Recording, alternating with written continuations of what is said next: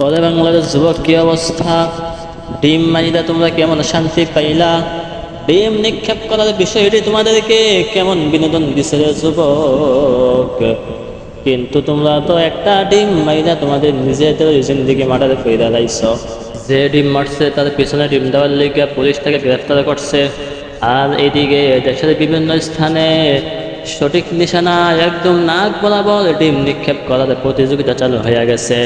বিভিন্ন স্থানে ডিম মারার প্রতিযোগিতা চলতেছে যুবক। ওরে পলাতক যুবকেরা, তোরা ডিম মাইরা কতটা ভুল করছস এটা তোরা এখন বুঝবি না, এটা তোরা বুঝবি পরে, যখন দেখবি বছরের পর বছর বিভিন্ন অনুষ্ঠানে একদম নাক বরাবর ডিম মারার প্রতিযোগিতা চলতেছে। তখন তোরা বুঝবি যে বাঙালি জনগণ কতটা চাউরা। একবার ডিম মাইরা তোরা কি অপরাধ করছ সেটা তোরা তিলে তিলে টের পাইবি।